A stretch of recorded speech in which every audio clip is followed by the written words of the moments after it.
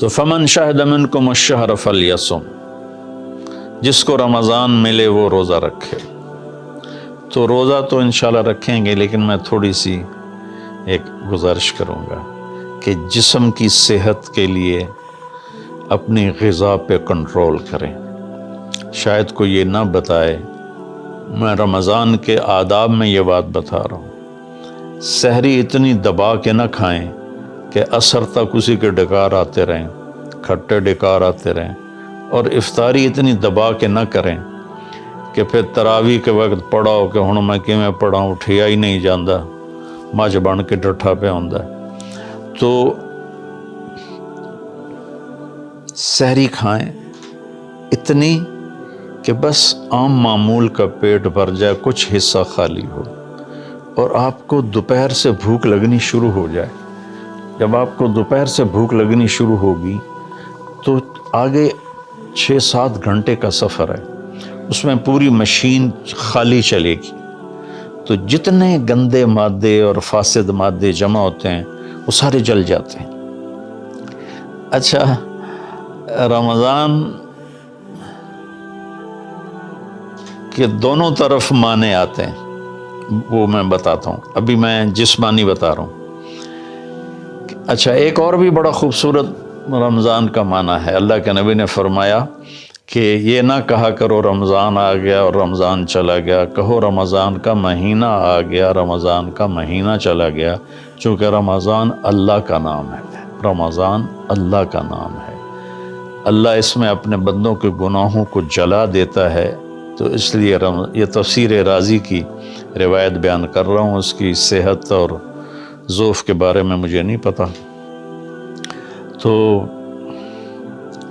رمضان کہتے ہیں جلا دینا، جلا دینا یا جل جانا۔ تو جب آپ کا فاقہ 12 بجے سے شروع ہو جائے گا، وہ 6-6:30 بجے تک چلے گا، تو آپ کے جسم کا ایک ایک خلیہ گرم ہو جائے گا اور اس میں سے بھاپ نکلے گی، اور آپ کے جسم کی گندگی پورے سال کی جو جمع ہے وہ جلنا شروع ہوگی۔ پھر آپ افطاری جب کریں تو سنبھل کے کریں، ٹھنڈا برف سے بھرا ہوا پانی اور روح افزا اور جام شیریں اور دودھ سوڈا، اور اس میں برف کے اتنے بڑے بڑے ڈلے ڈال کے جب آپ پیتے ہیں تو سارے دن کے روزے کا جسمانی فائدہ فوت ہو جاتا ہے، ختم ہو جاتا ہے۔ سنبھل کے پانی پئیں اور روم ٹمپریچر کا پانی پئیں۔ اس وقت معدہ گرم ہوتا ہے، اس میں ٹھنڈی بلا ڈالنا، اور پھر آپ اس پر دوسرا ظلم یہ کرتے ہیں کہ اتنا ٹھنڈا پینے کے ساتھ گرم گرم سموسے کھاتے ہیں، گرم گرم پکوڑے کھاتے ہیں، اور کئی ماشاءاللہ ساتھ وہ پیس کو بھی ملاتے ہیں، کوئی چانپیں ملاتے ہیں، کوئی پیس ملاتے ہیں۔ یہ افطاری ہوتی ہے اور پھر کھانا اس کے بعد ہوتا ہے۔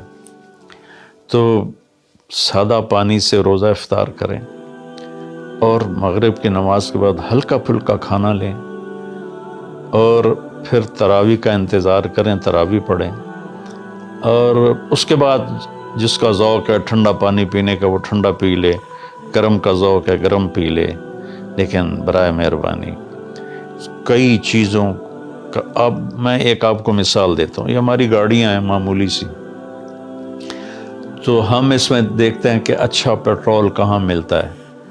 جس پیٹرول پمپ کا پتہ چلے کہ پیٹرول اچھا نہیں، ہم سزوکی والا بھی آگے چلا جاتا ہے کہ ویکھو چنگا پیٹرول کتھوں لبدا ہے، اور جن کے پاس مہنگی گاڑیاں وہ ہائی آکٹین ڈلواتے ہیں، جو پیٹرول کی سب سے اچھی قسم ہوتی ہے۔ تو ہم اپنی ایک چھوٹی سی گاڑی، چند لاکھ یا چند کروڑ کی گاڑی کو اچھا پیٹرول دینے کے لیے کئی کلومیٹر سفر کرتے ہیں کہ وہاں کا پیٹرول پمپ اچھا ہے، اور یہ جو گاڑی ہے جس کی آنکھ کا یہ ابرو کا یہ جو پپوٹے کا بال ہے، یہ اگر گر جائے تو ساری دنیا مل کے نہیں دے سکتی۔ ایک نوخن اگر گر جائے تو پوری دنیا مل کے وہ نوخن نہیں دے سکتی۔ کون چاہتا میں گنجا ہو جاؤں؟ ایک بال گرتا ہے تو پوری دنیا کی طاقت مل کر وہ بال واپس نہیں لا سکتے۔ تو اس کو ہم گندی سے گندی چیزیں کھلاتے ہیں، کچوریاں کھا رہے ہوتے ہیں، قتلمے کھا رہے ہوتے ہیں کہ افطاری ہو رہی ہے۔ تو اللہ کے واسطے ٹویوٹا گاڑی میں صاف پیٹرول ڈلواتے ہو اور اس خوبصورت گاڑی میں گند بھر دیتے ہو، سموسے اور پکوڑے اور دودھ سوڈا اور جام شیریں اور روح افزا اور 7 اپ اور ٹھنڈے پانی، سکنجبین، اور اس کے اوپر پھر مرغے کے پیس اور چانپوں کے پیس، اور ابھی کھانا بعد میں کھانا ہوتا ہے۔ تو مہربانی کریں، اپنے جسم کی صفائی کریں، اعتدال سے کھائیں، افطاری بھی اتنی کھائیں کہ آپ کی بھوک باقی ہو۔ تو آپ آرام سے تراویحیں پڑھ لیں گے، تو تراویح پڑھیں، پھر اس کے بعد آپ آرام کریں، جلدی سے سو جائیں۔ اور بعض نوجوان ساری رات جاگتے ہیں، ٹھیک ہے، کوئی بات نہیں، جاگیں، کوئی نفل بھی پڑھ لیا کریں، کچھ اپنی گپ شپ بھی کر لیا کریں، اور پھر سحری ایسی کھائیں کہ اب اس میں پراٹھے پک رہے ہوتے ہیں اور ہر گھر سے پراٹھوں کی خوشبو آ رہی ہوتی ہے، تو پھر پراٹھوں کا بوجھ اپنے اوپر نہ ڈالیں، سادہ روٹی کھا لیں، سادہ سالن کھا لیں، تو پورے مہینے میں آپ کے پوری باڈی کی اوور آلنگ ہو جائے گی۔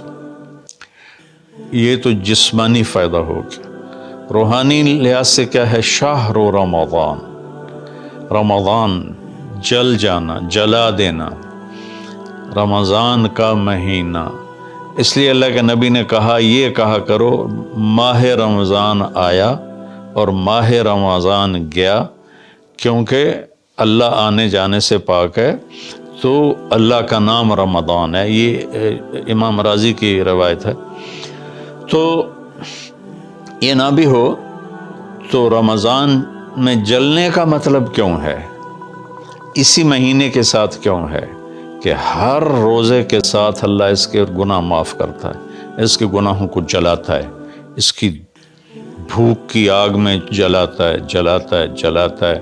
آخری روزے اللہ تعالیٰ کیا کرتے ہیں کہ اس کے سارے گناہوں کو جلا کے راکھ کر دیتے ہیں اور اپنی رحمت۔ اچھا، رمضان کا مطلب بارش بھی ہے، جو سبحان، عربی بھی عجیب زبان ہے۔ رمضان کا مطلب بارش بھی ہے، رمضان کا مطلب اگر رمضا مصدر ہو، رمضا، تو یہ بارش کا مطلب ہے، رمضا ہو تو یہ جلانے کا مطلب ہے۔ سبحان اللہ، کہ رمضان ایسا مہینہ ہے کہ اس میں ایسی رحمت کی بارش ہوتی ہے، سارے گناہ دھل جاتے ہیں۔ رمضان ایسا مہینہ ہے کہ اس میں ایسی اللہ کی رحمت متوجہ ہوتی ہے کہ سارے گناہ جل کے راکھ ہو جاتے ہیں، ہوا میں اڑا دیے جاتے ہیں راکھ کی طرح۔ تو یہ تب ہوگا جب ہمارا پورا جسم روزہ رکھے، ہماری آنکھیں روزہ رکھیں، ہمارے کان روزہ رکھیں، ہماری زبان روزہ رکھے، ہمارے ہاتھ روزہ رکھیں، ہمارے پاؤں، ہمارا دل، دماغ روزہ رکھے، تو پھر یہ روزہ، یہ رمضان بنے گا اور ہمارے گناہوں کو جلا دے گا یا دھو دے گا۔ اور اس میں خاص طور پر اللہ کے نبی نے فرمایا کہ شراب پینے والا توبہ کر لے، چونکہ شرابی کی بخشش نہیں ہوتی رمضان میں۔ ایک ہوتا ہے دلیر ہو کے پینا، کوئی نہیں، کچھ نہیں ہوتا، اللہ بڑا غفور و رحیم ہے، یہ تو سارے پکڑے جائیں گے۔ ایک آدمی میرے پاس آیا، وہ کہنے لگا، جی مجھے شراب کی عادت ہے، چھٹتی نہیں، کئی دفعہ چھوڑی ہے، پھر نہیں چھوٹتی، اور پھر جو وہ دھاڑیں مار کے رویا، اتنا رویا کہ میں بھی غمگین ہو گیا اس کے رونے کو دیکھ کر۔ اس کا معاملہ اور ہے، تو اس پر اللہ کی رحمت نازل ہو جائے گی، چونکہ جو توبہ کرتا رہتا ہے پھر اس سے ٹوٹ جاتی ہے، وہ دن میں 70 دفعہ بھی توڑے گا اور توبہ کرے گا تو اللہ کے ساتھ دوستی باقی رہے گی۔ تو ایک شرابی ہے تو اللہ کے واسطے چھوڑ دے۔ ماں باپ کو دکھ، عق الوالدین، ماں باپ کی نافرمانی نہیں فرمایا، ماں باپ کو پرزے کر دینا۔ نافرمانی تھوڑی بہت ہر بچے سے ہو جاتی ہے، لیکن ایسی نافرمانی کہ ماں باپ کا دل ٹکڑے ٹکڑے ہو جائے، اس کو کہتے ہیں عقوق الوالدین، عاق لوالدیہ۔ جو ماں باپ کے دل کو ٹکڑے ٹکڑے کر دے اس کی بھی بخشش نہیں ہوتی۔ تو مشاحن جو دل میں کینہ پال کے رکھتا ہو کسی کے لیے، اور بغض رکھتا ہو کسی کے لیے، نفرت رکھتا ہو کسی کے لیے، حسد رکھتا ہو کسی کے لیے، ایک اس دل پر اللہ کی رحمت کی نظر نہیں پڑتی۔ اور ایک قاطع الرحم جو رشتہ داروں سے لڑتا ہو، رشتہ داروں سے ماتھا جو مارتا ہو، کبھی سینگ پھنسائے ہیں، کبھی اس کے ساتھ کبھی اس کے ساتھ، خونی رشتوں میں جو غلط سلوک اختیار کرتا ہے، ایک اس کی خاص طور پہ بخشش نہیں ہوتی۔ تو باقی اللہ کا دریائے رحمت ہے، جو بھی توبہ کرے گا، مشرک بھی توبہ کرے گا معاف، سود خور توبہ کرے گا معاف، چور توبہ کرے، ڈاکو توبہ کرے، زانی توبہ کرے، قاتل توبہ کرے، شرابی توبہ کرے، ماں باپ کا نافرمان توبہ کرے، اور رشتہ داروں سے لڑنے والا توبہ کرے، نفرت رکھنے والا توبہ کرے، اور سود پہ کام کرنے والا توبہ کرے، سود کھانے والا توبہ کرے، سب معاف ہو جائے گا، سب معاف ہو جائے گا۔ اور اللہ سے مانگیں کہ اللہ تعالیٰ اس میں ہماری جسمانی صحت بھی بحال کر دے اور روحانی صحت بھی بحال کر دے، اور ہمارے گناہوں کو معاف کر دے۔ السلام علیکم ورحمۃ اللہ وبرکاتہ۔